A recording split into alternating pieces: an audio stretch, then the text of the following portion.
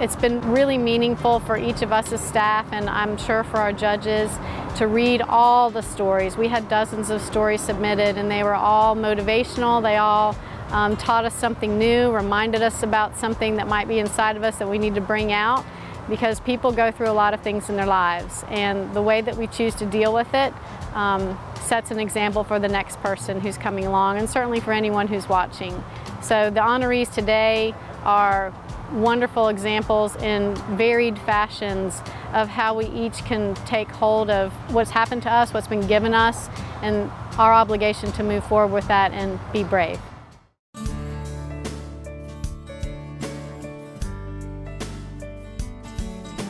I was recruited here as a pediatric orthopedic surgeon and came here as a full professor of surgery from Michigan, and I was riding other people's horses for them in the Middleton Hunt to stay in shape for my equestrian discipline, which at the time was eventing. Apparently I was told that I flipped over a fence and hit my head below my helmet on a rock. And I was unconscious, I think. I was told for between 20 and 21 minutes. Well, I looked at the literature, my husband did, and he thought I wasn't supposed to survive. This spring, our state legislature began really attacking the College of Charleston and USC Upstate because both of these state colleges offered books to their students that addressed LGBT issues. One legislator got into an extended Twitter fight with one of my students. He was talking about how awful Fun Home was. The student intervened in a very polite way, and he came back to tell her how foolish the college was, how pornographic the book was, that she had it wrong. That was the kind of thing that was happening, and that's what I've been writing about. At the age of 36, I was diagnosed with stage 3 breast cancer. Treatment was tough. We had surgery. I had a double mastectomy, and I think the hardest to put my head around was actual chemo and doing treatment. So I think once we realized we were kind of headed down that path, we knew we were going to have to buckle up a little bit tighter and hold on for the ride. And throughout that journey, we noticed a lot of missing gaps as far as support goes, especially that demographic of young mothers who are entrepreneurs. They could be CEOs. They're trying to hold on to their careers and raise their family, all while dealing with a diagnosis. So I had an amazing village through my treatment and my diagnosis, and we just made an effort and a promise that we were going to end up paying it forward for the rest of our lives and mimic the support that we got and plug that into our own community. Elizabeth Spencer, as petite as she is, was known as the Fireball or the Energizer Bunny at the City of Charleston Police Department for about 21 years, where she acted in the capacity of elder abuse hotline director. And Elizabeth would research what was going on in a certain situation, and then she would engage with the policeman directly, and they would make a friendly visit where abuse had been reported, and she saved many a life in Charleston and the surrounding areas. In 2013, Elizabeth was diagnosed with ALS, also called Lou Gehrig's disease. And Lou Gehrig's disease is a fatal diagnosis, but it progresses at different rates. And so Elizabeth determined early on that she would fight it as hard as she could, and she has handled it with much grace, and she's a strong person of faith, and she makes all of us realize how important every day is because of her bravery in fighting this disease.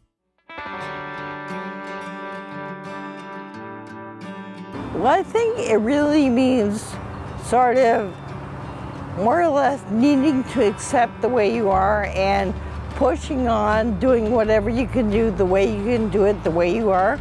So you have to sort of redefine normal as being the new normal, and then try to carry on doing whatever you do or like to do the way you are, as opposed to giving up and sitting in a chair somewhere and saying, I can't do anything. Having never lived in the South before, Previously, having been in like Massachusetts and New York and Michigan, I didn't really understand that there is still an attitudinal issue with women in positions of power and authority. You'd go through the whole explanation of what could go wrong, for example, with a given surgery, and the father would look me right in the eye and say, "Well now, ma'am, who's going to do the surgery?" And watching the look on his face, and I would say, "That would be me." He said, "Oh, really?" But, you know, that sort of thing hadn't happened to me in a long, long time. Being brave means looking for injustice and oppression in the world around you and then trying to change that. Being brave means working for the sort of full development of every person, finding ways to help people to develop into the wholeness, you know, of what they can achieve. That's braveness. The first year, you know, you're expected to kind of gear up and be strong and kind of put your brave hat on. But for me, I think it's after the dust settled, what was next, and trying to manage my fear and help others at the same time was a lesson that I continue to learn. It gets better, I think, with time, but for me, I knew I was going to get through that year. I think trying to find a new normal, as you would maybe say, was probably the hardest thing. And I think just looking and realizing your own fears and trying to help other people overcome theirs, that's a whole different ball game than seeing what's straight in front of you. You know what's in front of you. Kind of, this is unknown territory. I've just never seen anyone who has such heartfelt concern for people that she did not know. I had one gentleman tell me that used to work with her years ago that she was fearless. I mean, she would be in the door first, and you know, the officers would follow her in, and she really didn't care if she offended a family member who was mistreating an elderly person. So she was fearless and had tremendous courage.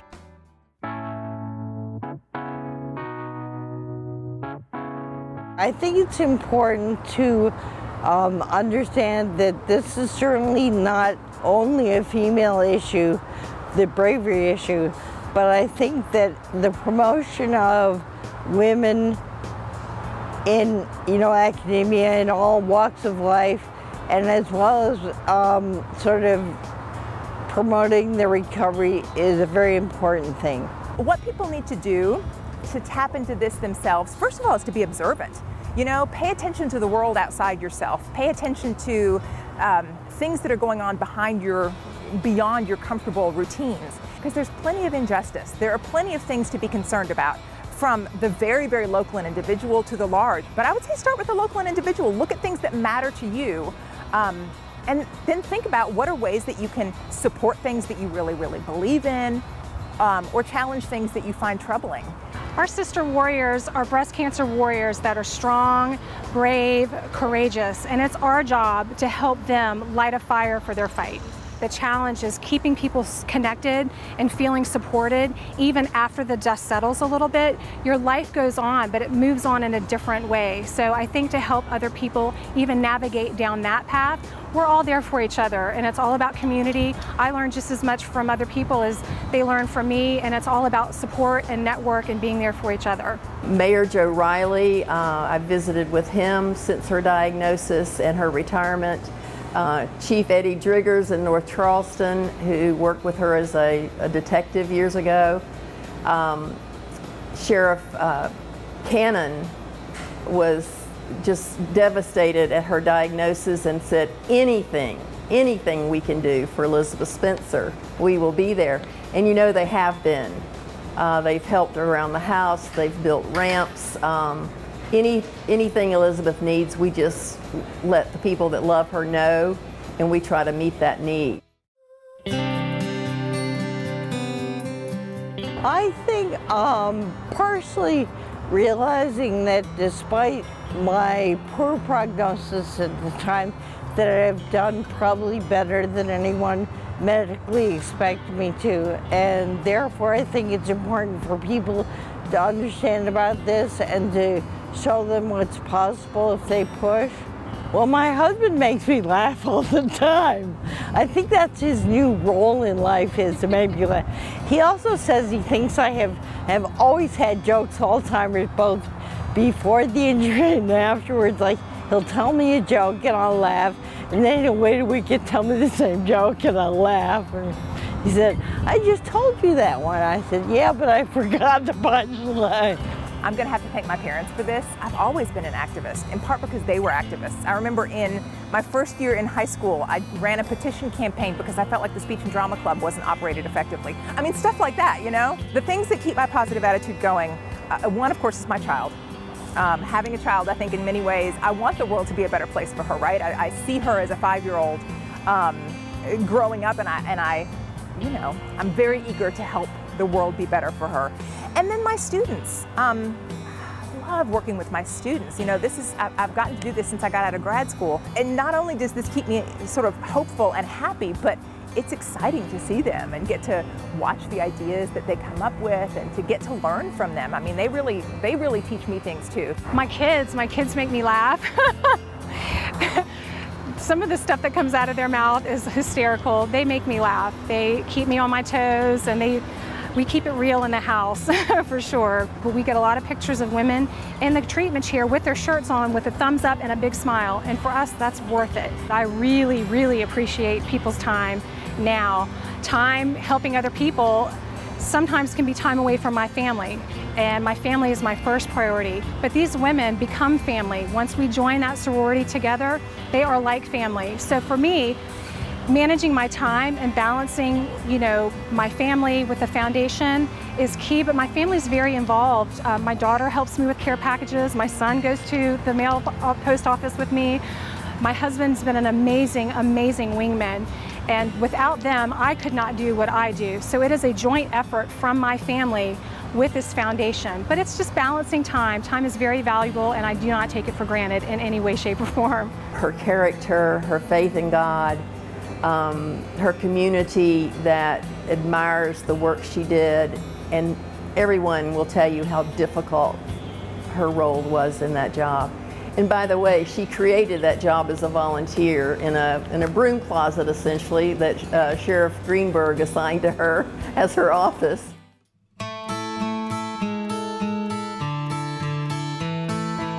I think that I obviously hadn't planned this for myself, but being the way I am, I think, you know, it's sort of like, well, considering how bad it could have been, as in not being here at all, I think I'm doing pretty well. It's easy to be bitter and cynical, but that's a terrible place to be.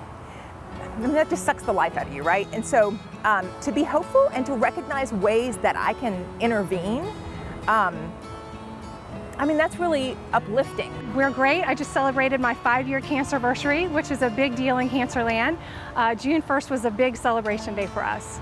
My advice would be just don't sit there too long. Ask for help. Talk to people and seek even professional help if you need to. It's okay to do that, and it will help you connect the dots. So when you have those lows, the lows won't be so deep and they won't be so long. Elizabeth isn't here today because her disease is progressing, but her spirit is alive and well. Elizabeth has approached ALS with the fight of a warrior, a David against a Goliath.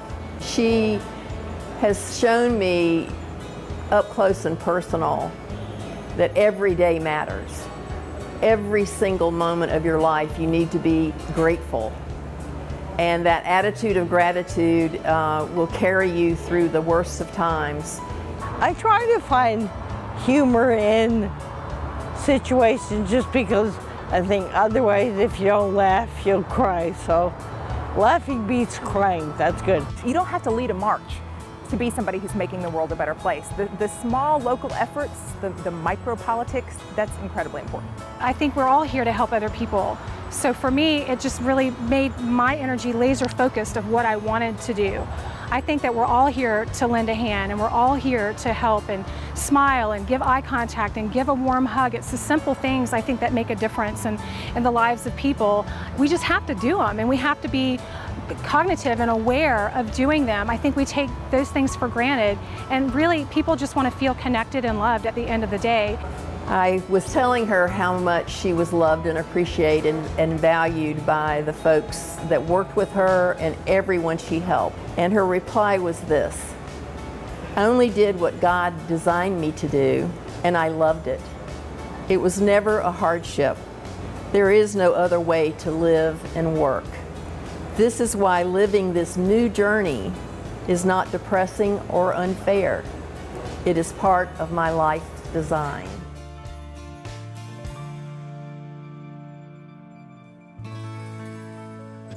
Identifying brave members in our community and showing that the past is a continuation into the future of people who have to be brave and who have to inspire us all. So we're very excited to have this year's honorees recognized and see that their stories are an inspiration for all of us and motivation for each of us to keep moving forward.